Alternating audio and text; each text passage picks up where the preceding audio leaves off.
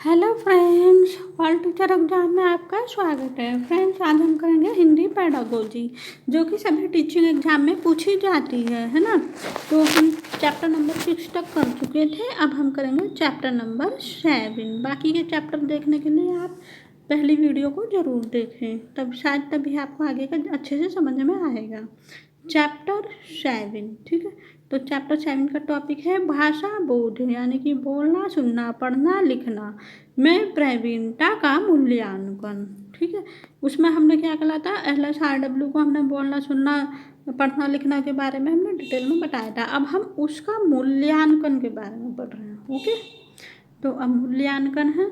मूल्यांकन एक सतत चलने वाली प्रक्रिया है। मूल्यांकन कैसी प्रक्रिया है? सतत चलने वाली। ये इंपॉर्टेंट है, ज़्यादातर क्वेश्चन बीएड बीटीसी वगैरह में पूछे भी जाता है और सीटेट में भी पूछा जा चुका है। यह शिक्षण प्रक्रिया का अभिन्न अंग है, ठीक है। तो यह क्या है? शिक्षण प्रक्रिया का अभिन्न अंग है। तो यह हमने पढ़ा है मूल्यांकन के बारे में, ठीक है। अब हम पढ़ते हैं मूल्यांकन के उद्देश्य। तो इसके पॉइंट पढ़ते हैं मूल्यांकन के उद्देश्य के। तो पहला पॉइंट है बालकों द्वारा अर्जित ज्ञान व कौशल की मात्रा का पता लगाना, ठीक है।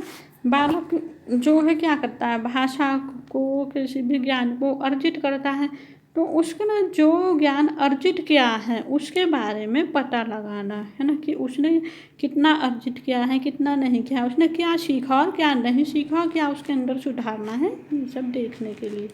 नेक्स्ट पॉइंट है मूल्यांकन उनको एक परिस्थिति प्रदान करता है, ठीक है। क्या करता है? एक परिस्थिति प्रदान करता है। सीखने वाले का मूल्यांकन भाषिक ज्ञान और संप्रेषणात्मक कौशल दोनों के स्तर पर होना चाहिए, ठीक है। नेक्स्ट पॉइंट है जो इम्पोर्टेंट भी है, पहले लिखा हुआ है। मूल्यांकन का शाब्दिक अर्थ है मूल्य का निर्धारण करना। क्या है? मूल्य का निर्धारण करना। मूल्य किसका मूल्य? मूल्य मतलब उसने जो सीखा है, उसने कितना सीखा है और कितना नहीं सीखा है ना। नेक्स्ट पॉइंट है मौखिक प्रश्नोत्तर, विद्यालय कार्य, गृह कार्य आदि खारा छात्रों की योग्यताएं एवं क्षमताओं का मूल्यांकन किया जाता है, ठीक है। तो इसमें क्या है? प्रश्नोत्तरी, विद्यालय के कार्य, घर के कार्य, छात्रों की योग्यताएं, उनकी क्षमताओं आदि चीज़ों का मूल्यांकन किया जाता है, ठीक है। अब पढ़ते हैं भाषा शिक्षण में मूल्यांकन के उद्देश्य। पहले क्या था? मूल्यांकन के उद्देश्य, और अब है भाषा शिक्षण में, ठीक है। भाषा शिक्षण में मूल्यांकन के उद्देश्य। विद्यार्थी के भाषाई कौशल के प्रगति का आकलन करना, विद्यार्थी को सतत मूल्यांकन करके भाषा शिक्षण में आने वाली कठिनाइयों को दूर करना, ठीक है। तो क्या है? विद्यार्थियों के भाषाई कौशल की प्रगति का आकलन करेंगे, ठीक है। यह है पहला पॉइंट। दूसरा पॉइंट है विद्यार्थियों के सतत मूल्यांकन करके भाषा शिक्षण आने में कठिनाई को दूर करना, यानी कि बच्चों की भाषा में जो कठिनाई है उसको दूर करना, उसका निवारण करना। नेक्स्ट पॉइंट है विद्यार्थियों की रचनात्मक एवं सृजनात्मकता का विकास करना, ठीक है। सृजनात्मक का विकास करना। नेक्स्ट पॉइंट है छात्रों की योग्यताओं, कुशलताओं, रुचियाँ आदि का पता लगाना एवं उनके अनुसार शिक्षण विधि को अपनाना, यानी कि जो बच्चे ने क्या सीखा, क्या नहीं सीखा, उन्होंने कितना आया, कितना नहीं आया, इन सब चीज़ों का पता हम मूल्यांकन में करते हैं। फिर उसके बाद उसने जो नहीं सीखा उसे सिखाने के लिए उसके किस प्रकार से सिखा सकते हैं उस विधि को अपनाएंगे। नेक्स्ट पॉइंट है अध्ययन अध्यापन को प्रभावी बनाना, छात्रों को सीखने हेतु उपचारात्मक व्यवस्था प्रदान करना। सतत मूल्यांकन से छात्रों की कमजोरियों का निदान किया जा सकता है। यह भी पता लगा सकते हैं कि उद्देश्यों की प्राप्ति कहाँ तक पहुँची यानी कि बच्चे ने कितना सीखा और कितना नहीं सीखा यह पता लगा सकते हैं। बच्चों की जो कमजोरियां हैं, जो उस नहीं सीख पाया है, उसका पता लगाया जा सकता है। और यहाँ पे उपचारात्मक यानी कि बच्चे को जो नहीं आ रहा है, जहाँ पे समस्या है, उसका उपचार किया जा सकता है, उसके बारे में उसका समाधान किया जा सकता है।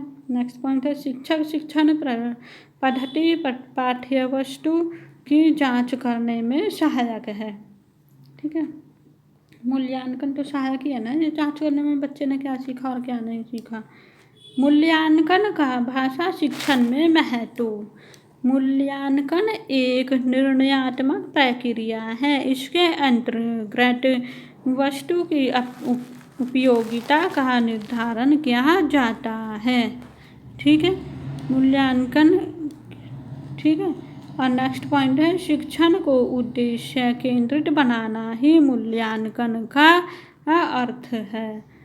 पॉइंट नंबर 3, मूल्यांकन प्रक्रिया द्वारा अध्यापक विद्यार्थियों की बुद्धि लब्धि का मूल्यांकन कर सकते हैं। नेक्स्ट पॉइंट है मूल्यांकन व्यवहार का तुलनात्मक अध्ययन करने वाली एक सुव्यवस्थित प्रणाली है। ये इम्पोर्टेंट है। नेक्स्ट करते हैं, मूल्यांकन निरंतर चलने वाली प्रक्रिया है। इसमें प्रश्न योग्यता, ज्ञान, कौशल तथा उनकी सीमाओं का ज्ञान प्राप्त होता है ना।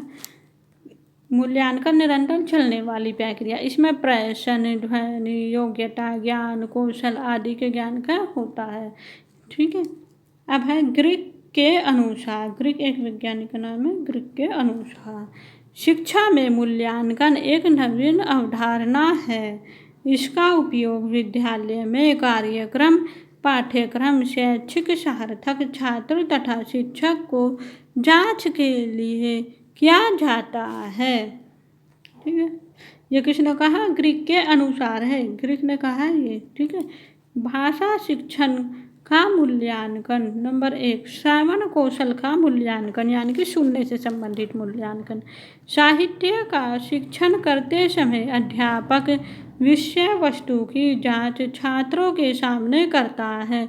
छात्रों ने विषय वस्तु को ग्रहण किया है या नहीं, इसके लिए पाठ का सार पूछकर, विषय वस्तु से संबंधित प्रश्न पूछकर छात्रों के श्रवण कौशल की जो परख इत्यादि के द्वारा श्रवण कौशल को मूल्यांकन किया जाता है। ठीक है, तो ये किसके बारे में था? श्रवण कौशल के बारे में। बच्चा जब ठीक से सुनेगा तभी वो क्वेश्चन को पूछेगा, बोलेगा, सब कुछ श्रवण कौशल से ही। इसलिए यहाँ पे दिखाया गया बच्चों को सुनने का भी मूल्यांकन होता है कि बच्चे ने कितना और किस प्रकार सुन पाया है। मौखिक अभिव्यक्ति कौशल का मूल्यांकन। छात्रों द्वारा अपने भावी विचारों तथा अर्जित अनुभवों का मौखिक रूप से अभिव्यक्त करने की योग्यता का विकास करना भाषा शिक्षण की विभिन्न विधाओं के शिक्षण का प्रमुख उद्देश्य है। मौखिक अभिव्यक्ति कौशलों का विकास किस स्तर तक पहुंचा है या हुआ है। यानी कि हम मौखिक के द्वारा बच्चे का जानना चाहेंगे कि बच्चे का जो भाषाई विकास है वो कहाँ तक हो चुका है, कितना हो चुका है, और उसके लिए क्या है, उससे मौखिक अभ्यास कराया जाए, उससे कुछ पोयम वगैरह सुनी जाए, इस तरह से, है ना। इसकी जांच मौखिक परीक्षा एवं प्रायोगिक परीक्षा के द्वारा की जा सकती है। ये रहा मौखिक परीक्षा की पोयम वगैरह सुन के, प्रायोगिक परीक्षा जो कंपटीशन करा के, विभिन्न साहित्यिक कार्यक्रम जैसे कि भाषण, कविता, पाठ, वाद विवाद प्रतियोगिता करवा कर उनके मौखिक अभिव्यक्ति कौशल की जांच की जा सकती है। ठीक है, तो इन सब के द्वारा वाद विवाद जैसा अंताक्षरी वगैरह करा दिया, प्रतियोगिता करा के बच्चों में मौखिक अभिव्यक्ति को पता किया जा सकता है। कविता सुन के, है ना, उनसे किसी भी चीज़ के ऊपर भाषण किया, आप जो है जवाहरलाल नेहरू के बारे में भाषण दो, है ना, भगत सिंह के बारे में बताओ, है ना, इस तरह से कि कितना जानते हो। खेल खेल में, ऐसे नहीं कि बच्चे छोटे बच्चे हैं तो उनको थोड़ा सा खेल खेल में मनोरंजन के साथ सुनना है, ये नहीं कि दबाव बना के, डरा धमका के, कभी नहीं। तो पठन कौशल का मूल्यांकन। पठन कौशल के मूल्यांकन के अंतर्गत विद्यार्थी को पढ़कर समझने अर्थात अर्थ ग्रहण करने की क्षमता का मूल्यांकन किया जाता है। साथ ही विद्यार्थी द्वारा यति, गति, विराम चिन्ह इत्यादि को ध्यान में रखते हुए धारा प्रवाह पढ़ने की क्षमता का मूल्यांकन भी किया जाता है।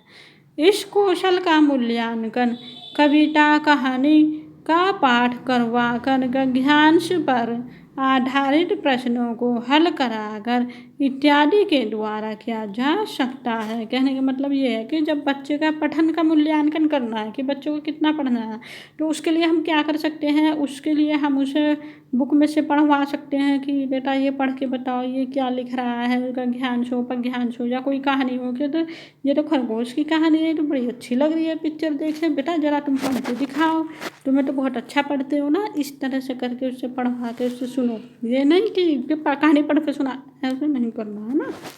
तो एक टीचर की भूमिका है कि बच्चे को पॉजिटिव सकारात्मकता के साथ ही उसका मूल्यांकन भी हो। लेखन कौशल का मूल्यांकन। लेखन कौशल के मूल्यांकन में अध्यापक विद्यार्थियों को लेखन क्षमताओं का आकलन करता है। अध्यापक यह आकलन करता है कि विद्यार्थी लिखकर अपने विचारों को अभिव्यक्त करने में सक्षम हुए हैं अथवा नहीं।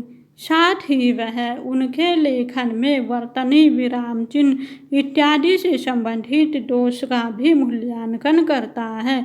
निबंध लेख, अनुच्छेद लेख, सुलेख इत्यादि के द्वारा लेखन कौशलता का मूल्यांकन किया जा सकता है। कहने का मतलब है लेखन मतलब लिखने से संबंधित। हम लिखने का मूल्यांकन बच्चे का कब कर सकते हैं, उससे कुछ ना कुछ लिखवा के, है ना। जैसे निबंध लिखवा लिया, लेख कोई भी लेख लिखवा लिया, है ना, कोई भी चीज़ हमने उससे लिखवा के और उसके विराम चिन्ह का प्रयोग कैसे कर रहा है, कहाँ कर रहा है, इन सब चीज़ों के बारे में जानकर भी हम उससे मूल्यांकन कर सकते हैं, है ना। तो ये सब चीज़ें यही बता रही हैं कि किस किस प्रकार से हम उसमें मूल्यांकन कर सकते हैं, है ना। अब आती है मूल्यांकन की विधियाँ। परीक्षा, ठीक है, तो इसमें है लिखित परीक्षा, मौखिक परीक्षा और प्रायोगिक परीक्षा। देखो लिखित परीक्षा में लघु, निबंधात्मक, वस्तुनिष्ठ 3 प्रकार के क्वेश्चन आते हैं। मौखिक परीक्षा में हम उसे बुलवा कर सुन सकते हैं। प्रायोगिक परीक्षा कोई भी कार्य करवा के, जैसे बोलते हैं ना प्रोजेक्ट वगैरह बनवा के ले आते हैं कि ये बनाना वो बनाएंगे, तो वो परीक्षा भी होती है। लिखित परीक्षा में होती है लघु यानी शॉर्ट क्वेश्चन, ये वेरी शॉर्ट क्वेश्चन है, लॉन्ग क्वेश्चन है, ठीक है। निबंधात्मक जो होता है बच्चों की मौखिक भाषाओं को सुधारने के लिए सबसे ज़्यादा अच्छा होता है, क्योंकि निबंधात्मक में बच्चे थोड़े अपने विचारों से, अपने मन के भाव से, खुद के माइंड से बच्चा लिखता है, तो ये काफ़ी अच्छा छोटे बच्चों के लिए ठीक होती है, मानी जाती है। तो मूल्यांकन की ये क्या है, ये 3 प्रकार से परीक्षाएं होती हैं। बाकी की क्लास में हम आपको ये भी मूल्यांकन के बारे में और भी डिटेल में बताएंगे, लेकिन वो थोड़ा जो है टीचिंग से अलग है, वो थोड़ा मैटर आपको BEd BTC वगैरह के लिए जब क्लास चलाएंगे उसमें दिखाएंगे, है ना। तो फ्रेंड्स आज की वीडियो में इतना ही, बाकी नेक्स्ट चैप्टर हम नेक्स्ट क्लास में करेंगे, ठीक है। और अगर आपको हमारी क्लास अच्छी लगी है तो लाइक शेयर सब्सक्राइब ज़रूर करें। Bye bye.